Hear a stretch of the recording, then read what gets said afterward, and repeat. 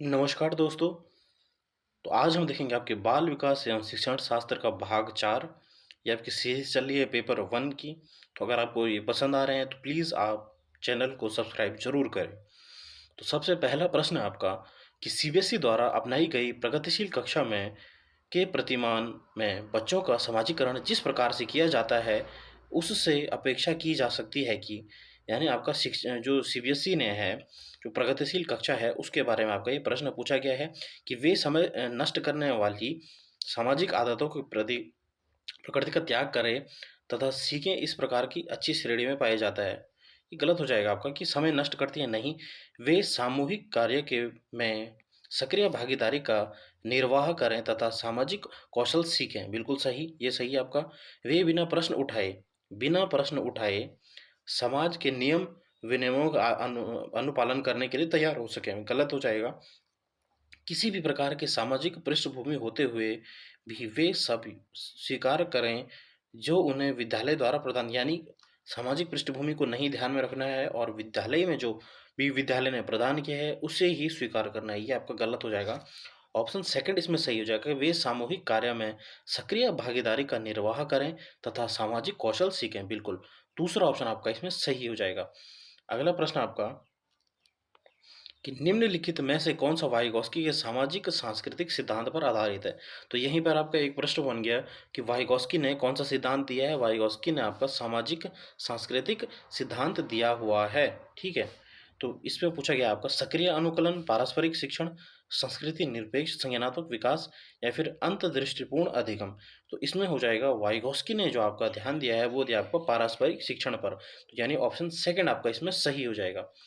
अगला है आपका एक शिक्षिका अपनी कक्षा में कहती है सभी प्रकार के प्रदत्त कार्य यानी असाइनमेंट का निर्माण इस प्रकार किया जाना चाहिए कि प्रत्येक विद्यार्थी अधिक प्रभावशाली ढंग से सीख सके। अतः सभी विद्यार्थी बिना किसी अन्य की सहायता से अपना कार्य पूरा कर सके। वह कौलबर्ग के किस नैतिक सिद्धांत के चरण में है? यानी कि क्या है, बच्चे को जो है, ये आपको कोलबर्ग ने आपकी 6 चरण दिए थे। मैं आपको बता दूं कोलबर्ग ने आपकी 6 चरण दिए थे। आपकी इसमें 3 आपकी लेवल होती हैं, 1, 2, 3 लेवल होती हैं और 6 आपके चरण होते हैं। तो इसमें पूछा गया है कि वह कौन-सा चरण है? शिक्षिका कह रही है कि बच्चे जो हैं कि नियम इसमें बच शिक्षिका कह रही है कि नियम सबके लिए एक होने चाहिए, ठीक है? यानी क्या है, अगर किसी बच्चे को कार्य दिया जाता है, तो उस बच्चे को भी क्या है, उस किसी की सहायता किए बगैर अपना काम अलग-अलग करना है। तो ये औपचारिक चरण 4वाँ या फिर पर औपचारिक चरण 5वाँ, पूर्व औपचारिक चरण 1 या फिर पूर्व औपचारिक चरण 2। तो ये जो हो जाएगा आपका हो जाएगा पहला आपका सही हो जाएगा औपचारिक चरण 4, जिसमें क्या क्या है कानून एवं व्यवस्था, यानी क्या है जो आपके कानून है यानी सब आपके लिए बराबर होने चाहिए, कानून के लिए सब बराबर होते हैं। तो ऑप्शन जो है 4वाँ जो ऑप्शन फर्स्ट आपका सही हो जाएगा। अगला है आपका कि 14 वर्षीय देविका अपने आप में पृथक स्वनियंत्रित व्यक्ति की भावना को विकसित करने का प्रयास कर रही है। वह विकसित कर रही है नियमों के प्रति घृणा, स्वायत्तता, किशोरात्मक अक्कड़पन या फिर परिपक्वता, उसे बोलेंगे हम स्वायत्तता। ऑप्शन सेकंड आपका इसमें सही हो जाएगा। अगला प्रश्न आपका प्रगतिशील कक्षा के संदर्भ में निम्नलिखित में से कौन सा कथन जॉन डुई के अनुसार आपका समुचित है? जॉन डीवी जो है, जिन्होंने आपकी जो है लेबोरेटरी स्कूल के बारे में बताया था, उन्होंने आपके लैब स्कूल खोले थे आपके। तो यही आपसे पूछा गया कि कक्षा में प्रजातंत्र का कोई स्थान नहीं होना चाहिए। प्रजातंत्र का कोई स्थान नहीं होना चाहिए, गलत हो जाएगा। और दूसरा है आपका विद्यार्थियों को स्वयं ही सामाजिक समस्याओं को सुलझाने में सक्षम होना चाहिए। जिज्ञासा विद्यार्थियों के स्वभाव में अंतर्निहित नहीं है, अपितु इसका सर्वधान करना चाहिए, नहीं है, गलत हो जाएगा। कक्षा में विद्यार्थियों का निरीक्षण करना चाहिए, ना कि सुनना चाहिए, कि विद्यार्थियों को सुनना नहीं है, केवल उनका निरीक्षण करना, ये भी गलत है। ऑप्शन सेकंड आपका सही हो जाएगा कि विद्यार्थियों को स्वयं ही सामाजिक समस्याओं को सुलझाने में सक्षम होना चाहिए। तो जो है आपका जो ऑप्शन बी आपका सही हो जाएगा, आपका जॉन डुई के अनुसार। अवबोधन से संबंध विकार है, ये आपका यहाँ पे हो जाएगा चला घात हो जाएगा, घात हो जाएगा ये, ठीक है। पाठ वैकल्प्य, वाक्य संबंधित रोग या फिर भाषाघात हो जाएगा, भाषाघात, तो इसे हम बोलेंगे भाषाघात। अवबोधन जो है वो भाषाघात से रिलेटेड होता है। तो जो है आपका यहाँ पे जो है भाषा अवबोधन हो जाएगा। भाषा अवबोधन से संबंध कौन-सा विकार होता है? बिल्कुल, तभी मैं बोलूँ यहाँ पे जो है भाषा अवबोधन से रिलेटेड आपका कौन-सा विकार होता है? तो उसे हम बोलते हैं भाषाघात, उससे बोला जाता है आपका। ठीक है? तो ऑप्शन 4 आपका सही हो जाएगा। अगला प्रश्न आपका निम्नलिखित में से कौन-सा आलोचनात्मक दृष्टिकोण से बहुबुद्धि सिद्धांत में संबंध नहीं है? यानी बहुबुद्धि सिद्धांत, एक प्रश्न यहीं पे बन गया आपका कि बहुबुद्धि सिद्धांत किसने दिया है? तो बहुबुद्धि सिद्धांत आपका दिया है हार्वर्ड गार्डनर ने, और उन्होंने 8 प्रकार की बुद्धि बताई है आपकी। ठीक है? तो संबंध नहीं है यानी आपको गलत ढूँढना है। यह शोधारित नहीं है, कि यह शोधारित नहीं है, यह बिल्कुल सही है। विभिन्न बुद्धियाँ भिन्न-भिन्न विद्यार्थियों के लिए विभिन्न पद्धति की माँग करती हैं, बिल्कुल सही। अलग-अलग प्रकार की बुद्धि अलग-अलग विद्यार्थियों में होती है और अलग-अलग प्रकार की माँग करती है, बिल्कुल सही। प्रतिभाशाली विद्यार्थी प्राय एक क्षेत्र में ही अपनी विशिष्ट प्रदर्शन करते हैं, यानी आपके जो प्रतिभाशाली विद्यार्थी हैं, वह केवल एक ही क्षेत्र में आपके विशिष्ट प्रदर्शन करते हैं, ये आपका गलत हो जाएगा। इसका कोई अनुभाव आधार नहीं है, ये भी सही है आपका। तो जो आपका जो है थर्ड ऑप्शन आपका सही हो जाएगा कि प्रतिभाशाली विद्यार्थी कि जो होते हैं वह केवल एक ही क्षेत्र में आपको प्रदर्शित करते हैं, तो ये ऑप्शन आपका गलत हो जाएगा। और हमें क्या है, नहीं है, यानी हमें गलत ही पूछा गया था, तो ऑप्शन थर्ड आपका इसमें सही हो जाएगा। अगला फिर से आपका बहुबुद्धि सिद्धांत पे आपका प्रश्न है। बहुबुद्धि सिद्धांत को वैध नहीं माना जा सकता क्योंकि विशिष्ट परीक्षणों के अभाव में भिन्न बुद्धियों का मापन संभव नहीं है। कि विशिष्ट परीक्षणों के अभाव में भिन्न बुद्धियों का मापन स्वभाव नहीं है, ये आपका सही लग रहा है। यह सभी 7 बुद्धियों को समान 7 बुद्धि नहीं है, आपकी 8 बुद्धि है। यह केवल अब्राहम मैस्लो के जीवन भर के सुदृढ़ अभिभावक अध्ययन पर आधारित है, नहीं। यह सर्वाधिक महत्वपूर्ण सामान्य बुद्धि जी, सामान्य बुद्धि ये आपका जो है, जो आपका एल्बर्ट बंडूरा ने सामान्य बुद्धि जो थी वह दी थी आपकी जो है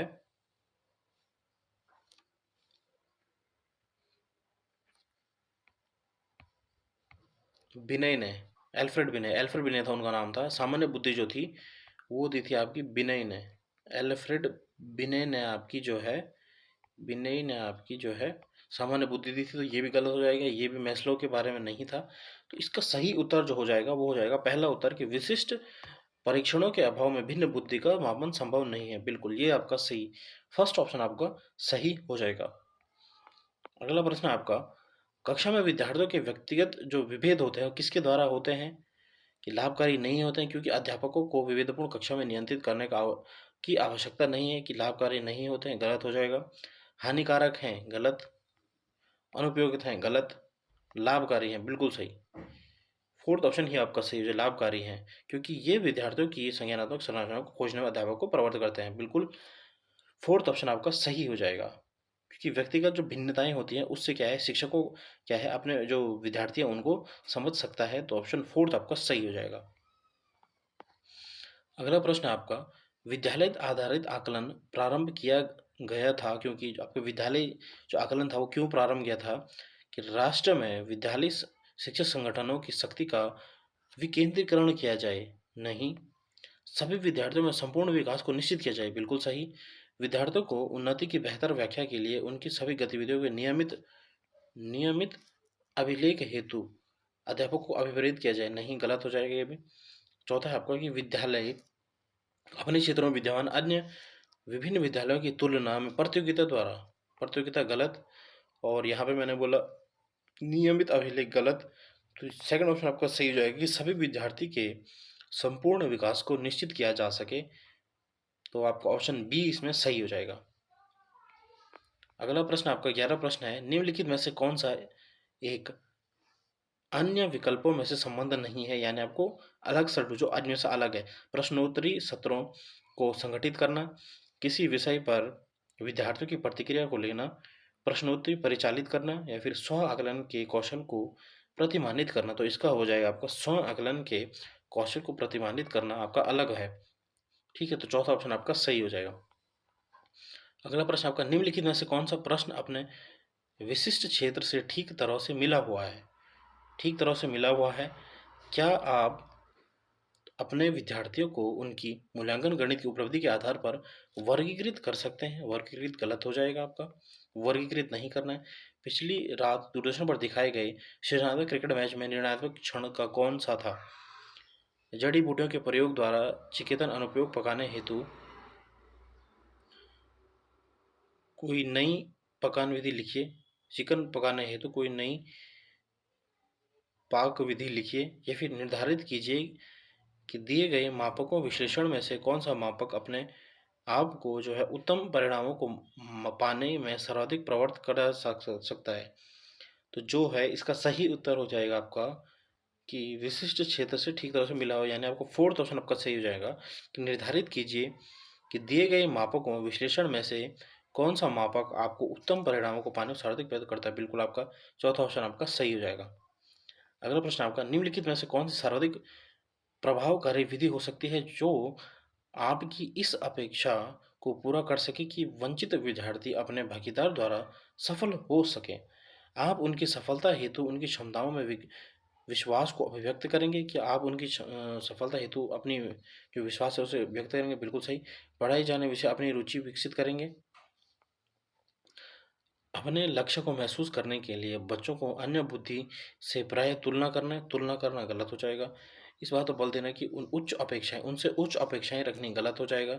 सेकंड आपका गलत है, फर्स्ट आपका सही हो जाएगा कि आप उनकी सफलता हेतु उनकी क्षमताओं में विश्वास की अभिव्यक्त करेंगे। 14 प्रश्न आपका, निम्नलिखित में से कौन सा विकासात्मक विकार का उदाहरण नहीं है, यानी आपको गलत ढूंढना है। आपको विकासात्मक विकार जो होता है आत्म विमोह होता है, प्रमस्तिष्कघात होता है, पर अभिघातक तनाव। तनाव जहाँ पे आ जाएगा गलत हो जाएगा। न्यून अवधारण सक्रिय विकार ये सही होता है, तो यानी आपका थर्ड ऑप्शन आपका सही हो जाएगा। अगला प्रश्न आपका, बहुशिक्षण शास्त्रीय तकनीक वर्गीकृत अधिगम सामग्री, बहु आकलन तकनीकें तथा परिवर्तनीय जटिलता एवं सामग्री का स्वरूप निम्नलिखित में से किससे संबंध है? इन चीजों का किससे संबंध है? सार्वभौमिक अधिगम प्रारूप नहीं, उपचारात्मक शिक्षण नहीं, विभेदित अनुदेशन। बिल्कुल ये आपका सही हो जाएगा। थर्ड ऑप्शन आपका सही हो जाएगा। अगला प्रश्न आपका, निम्नलिखित में से प्रतिभाशाली अधिगमकर्ताओं के लिए क्या सुनिश्चित है? प्रतिभाशाली अधिगमकर्ता हैं तो इनको बताना है कि वे अन्य को भी कुशल प्रभावी बनाते हैं तथा सहयोगी अधिगम के लिए आवश्यक हैं, या फिर वे सदैव अन्य का नेतृत्व करते हैं और कक्षा में अतिरिक्त उत्तरदायित्व ग्रहण करते हैं। अपनी उच्च स्तरीय संवेगात्मक के कारण वे भी निम्न श्रेणी पा सकते हैं और बुनियादी तौर पर उनकी मानसिक शक्ति के कारण ही उनका महत्व है। तो इसमें जो सही उत्तर हो जाएगा वो हो जाएगा आपका तीसरा ऑप्शन आपका सही हो जाएगा। सॉरी, यहाँ पे जो है तीसरा ऑप्शन आपका सही हो जाएगा कि अपनी क्योंकि उच्च स्तरीय संवेदनात्मक के कारण वे भी भिन्न निम्न पा सकते हैं। बिल्कुल ये निम्न श्रेणी पा सकते हैं। थर्ड ऑप्शन आपका सही हो जाएगा। अगला प्रश्न आपका, विद्यालयों में समावेशन मुक्त केंद्रित होता है विशिष्ट श्रेणी वाले बच्चों के लिए सूक्ष्म प्रावधानों के निर्माण पर, या फिर यहाँ पे हो जाएगा केवल हो जाएगा केवल निरयोग छात्रों की आवश्यकताओं को पूर्ण करने गलत हो जाएगा। संपूर्ण कक्षा की कीमत पर निरयोग के बच्चों की आवश्यकता को पूरा करने पर नहीं। विद्यालयों के निरीक्षक अभिभावकों की शैक्षणिक आवश्यकताओं पर नहीं, ये भी आपका गलत हो जाएगा। तो सबसे बेस्ट ऑप्शन आपका हो जाएगा कि विशिष्ट श्रेणी वाले बच्चों के लिए सूक्ष्म प्रावधान के निर्माण पर हमें क्या है उन्हें क्या है निर्माण करना है। ये आपका सही हो जाएगा। फर्स्ट ऑप्शन आपका सही हो जाएगा। अगला प्रश्न आपका, बच्चों में सीखी गई निस्सहायता का कारण है इस व्यवहार को अर्जित कर लेना कि वे सफल नहीं हो सकते। यानी बच्चे क्या है सक्सेस क्यों नहीं हो पा रहे हैं कि वे अर्जित कर लेते हैं कि वे सफल नहीं हो पा रहे हैं। कक्षा गतिविधियों में कठोर निर्णय नहीं होगा। अपने अभिभावकों की अपेक्षा के साथ तालमेल ना बना पाना गलत। अध्ययन को गंभीर पर लेने में नैतिक निर्णय जो है ये भी आपका गलत हो जाएगा। सबसे आपको पहला उत्तर सही हो जाएगा कि इस व्यवहार को अर्जित कर लेना कि वे सफल नहीं हो सकते, इसलिए वो क्या है सीख नहीं पा रहे हैं आपके बच्चे जो है। अगला प्रश्न आपका, यदि एक विद्यार्थी विद्यालय में लगातार निम्नतर श्रेणी पास करती है तो उसके अभिभावक को उसकी सहायता हेतु परामर्श दिया जा सकता है कि वह अध्यापकों की घनिष्ठ संगति से कार्य करे।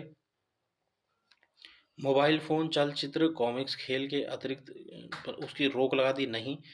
जो भली भांति शिक्षण नहीं ले पाए उनके जीवन संबंधी कठिनाइयों का वर्णन करें नहीं। घर पर उसकी परीक्षण पूर्ण कार्य करने पर बल देना गलत होता है। तो आपका जो है फर्स्ट ऑप्शन आपका सही हो जाएगा कि वह अध्यापकों की घनिष्ठ संगति में कार्य करे। अगला है आपका निम्नलिखित में से समस्या समाधान को क्या बाधित नहीं करता है, नहीं करता यानी आपका गलत ढूंढना आपको। अंतर्दृष्टि जो है ये आपका जो है नहीं करता, ये आपका सही हो जाएगा।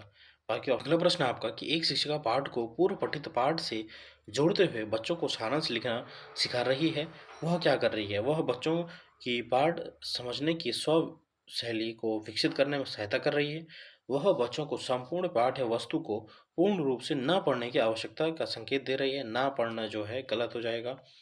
वह आकलन के दृष्टिकोण से पाठ्य वस्तु के महत्व पुनर्लित कर रही है, या फिर वह विद्यार्थियों को समार्थानुकूलन स्मरण करने के लिए स्मरण करना जो है ये भी आपका गलत होता है, और पुनर्बलित भी यहाँ पे नहीं होगा। और जो है आपका इसमें सही उत्तर जो हो जाएगा वो हो जाएगा पहला उत्तर आपका सही होगा, बच्चों के पाठ समझें। बिल्कुल पहला उत्तर आपका सही हो जाएगा। अगला है इसमें एक बच्चा अपनी मातृभाषा सीख रहा है, वह दूसरा बच्चा वही भाषा द्वितीय भाषा के रूप में सीख रहा है। दोनों निम्नलिखित में से कौन सी समान प्रकार की त्रुटि कर रहे हैं? यानी एक बच्चा अपनी मातृभाषा सीख रहा है, दूसरा बच्चा भी द्वितीय भाषा के रूप में मातृभाषा सीख रहा है। तो अधिक सामान्यकरण, सरलीकरण, विकासात्मक या फिर वैश्वीकरण, संशुद्धता, तो इसका हो जाएगा विकासात्मक। थर्ड ऑप्शन आपका सही हो जाएगा। अगला प्रश्न है आपका कि परीक्षा में तनाव निष्पत्ति को प्रभावित करता है, यह तथ्य निम्नलिखित में से किस प्रकार को के संबंध को स्पष्ट करता है? संज्ञान, भावना, तनाव विलोपन, निष्पत्ति चिंता, या फिर संज्ञान प्रतियोगिता। ये हो जाएगा आपका संज्ञान भावना। इस वाले पेपर में आपका थोड़ा जो है प्रश्न घुमा के पूछे हैं, ये आपका पेपर 1 का ही प्रश्न है, ठीक है। अगला आपका एक अध्यापक उस बच्चे के साथ परामर्श करते हुए जिसकी निष्पादनात्मक प्रगति एक दुर्घटना के पश्चात अनुकूल नहीं है, निम्नलिखित में से कौन सी प्रक्रिया विद्यालय में परामर्श के लिए सबसे बेहतर हो सकती है? कि यह एक उपासक उपाय है ताकि लोग अपने को आरामदायक महसूस कर सकें, आरामदायक महसूस कर सकें नहीं। यह अपने विचारों द्वारा खोज करने हेतु लोगों में आत्मविश्वास का निर्माण करता है, बिल्कुल सही। विद्यार्थियों के भविष्य के विकल्पों को चुनने हेतु यह एक अच्छा संवित परामर्श है, नहीं। इस कार्य को केवल केवल जहाँ पे भी आ जाएगा ये आपका गलत होगा, यानी ऑप्शन सेकंड आपका सही हो जाएगा। अगला प्रश्न आपका एक विद्यार्थी उच्च स्तरीय सृजनशील रंगमंचीय कलाकार बनना चाहता है, उसके लिए निम्नलिखित में से कौन सा उपाय सबसे कम प्रेरक होगा? कम प्रेरक यानी आपको गलत ढूंढना है, ठीक है। चलिए देखते हैं, हम ऑप्शन को देखते हैं अब कि उससे क्या है राज्य स्तर प्रतियोगिता को जीतने का प्रयास करना चाहिए ताकि छात्रवृत्ति पा सके, कि क्या है वो छात्रवृत्ति यानी स्कॉलरशिप पा सके, इसलिए वो, हाँ यही आपका हो जाएगा। अपने रंगमंच कला स्थित साथियों के साथ सहानुभूतिपूर्ण स्नेह तथा सहयोग संबंध विकसित करें, ये सही है। उन रंगमंच कौशल को अधिकतर समय देना चाहिए जिनसे वह प्रफुल्लित होता है, बिल्कुल सही है। संसार के श्रेष्ठ रंगमंच कलाकारों के निष्पत्ति से संबंध साहित्य पढ़ने के लिए तथा उससे सीखने के प्रयास के लिए कहना है, बिल्कुल। फोर्थ ऑप्शन भी आपका सही है। यहाँ पे पूछा गया था उसके लिए कौन सा कम प्रभावी होगा, तो ये आपका सही हो जाएगा कि वह केवल क्या है छात्रवृत्ति पढ़ने के लिए ही वो करे, तो जो है आपका पहला ऑप्शन आपका सही हो जाएगा। अगला प्रश्न है इनमें से कौन सा सिद्धांतकार यह मत स्पष्ट करता है कि बच्चे अपनी वृद्धि व विकास हेतु कठोर अध्ययन करते हैं? कठोर अध्ययन जो है ये आपका मैस्लो ने कहा था, ये आपका सही, ये थोड़ा अलग प्रश्न है, तो सेकंड ऑप्शन आपका सही हो जाएगा। अगला आपका निम्नलिखित में से कौन सा तत्व कक्षा में अधिगम हेतु सहायक हो सकता है? कि बच्चों को अधिगम हेतु प्रेरित करने के लिए परीक्षणों की संख्या को बढ़ा देना चाहिए आपको। अध्यापक द्वारा बच्चों को सहायता को बढ़ावा और सहायता देना बिल्कुल सही है आपका। समानता बनाए रखने के लिए किसी भी अनुदेश का पद्धति पर टिके रहना, कि किसी एक पद्धति पर ही टिके रहना ये गलत होएगा। कालांश की अवधि को 40 से 50 मिनट बनाकर नहीं। तो सबसे बेहतर ऑप्शन आपका सेकंड हो जाएगा कि अध्यापक द्वारा बच्चों को सहायता को बढ़ावा देना आपको बेटर ऑप्शन हो जाएगा। अगला है आपका परिपक्व विद्यार्थी, यानी आपको जो परिपक्व विद्यार्थी होता है वह कैसा होता है? इस बात में विश्वास करते हैं कि उनके अध्ययन में भावना का कोई स्थान नहीं है, नहीं ये गलत हो जाएगा। अपनी बौद्धिकता के साथ अपने सभी प्रकार के दंतों का शीघ्र समाधान कर लेते हैं, ये भी नहीं है। अपने अध्ययन में कभी कभी भावनाओं की सहायता चाहते हैं, परिपक्व विद्यार्थी हैं, कठिन परिस्थितियों में भी अध्ययन से विचलित नहीं होते हैं, ये आपका गलत है। थर्ड ऑप्शन आपका सही हो जाएगा। अगला प्रश्न आपका कि पूर्व विद्यालय जो आपका है, में पहली बार आया बच्चा मुक्त रूप से चिल्लाता है। 2 वर्ष पश्चात वही बच्चा जब प्रारंभिक विद्यालय में पहली बार जाता है तो अपने तनाव चिल्लाना नहीं करता। यानी अपना जो चिल्लाने की प्रवृत्ति है वो नहीं करता है, अपितु उसके कंधों व गर्दन में पेशियाँ तन जाती हैं। इस विचार परिवर्तन का सही आधार हो सकता है, विकास क्रमिक होता है, विकास निरंतर होता रहता है, अलग-अलग लोगों में विकास भी भिन्न रूप से होता है, या फिर विभेद व एकीकरण विकास के लक्षण हैं। तो इसका सही उत्तर हो जाएगा विभेद और एकीकरण विकास के लक्षण हैं। फिर आपका अंतिम प्रश्न आपका कि निम्नलिखित में से कौन सा कथन सत्य है? आनुवांशिकता बनावट व्यक्ति की परिवेश की गुणवत्ता के प्रति रूपात्मकता को प्रभावित करती है। गोद लिए गए बच्चों का वही बुद्धि लब्धांक होता है जो गोद लिए गए उनके सहोदर भाई बहनों का होता है। नहीं, ये गलत हो जाएगा। अनुभव मस्तिष्क के विशाल को प्रभावित नहीं करता है, ये भी गलत। विद्यालीकरण का बुद्धि पर कोई प्रभाव नहीं पड़ता, ये भी आपका गलत है। विद्यालीकरण का बुद्धि पर कोई प्रभाव नहीं पड़ता, गलत। अनुभव मस्तिष्क के विकास को प्रभावित करता है, नहीं। और जो आपको गोद लिया बच्चा है उसका उतना ही बुद्धि लब्धांक होगा जो कि उसका सरोदार यानी उसके भाई बहनों का है, ये आपका गलत हो जाएगा। इसका सही उत्तर हो जाएगा आपका आनुवांशिक बनावट व्यक्ति की परिवेश की गुणवत्ता के प्रति प्रत्युत्पादकता को प्रभावित करता है। ठीक है, तो आनुवांशिकता उस बनावट को क्या है, प्रभावित करती है, यानी फर्स्ट ऑप्शन आपका सही हो जाएगा। तो आज हमने देखा आपके 30 महत्वपूर्ण प्रश्न आपके बाल विकास एवं शिक्षण शास्त्र के, ये आपके पेपर 1 के प्रश्न हैं। तो अगर आपको सेशन पसंद आ रहा है तो प्लीज़ लाइक करें, कमेंट करें, शेयर करें और सब्सक्राइब करें मेरे यूट्यूब चैनल को। धन्यवाद।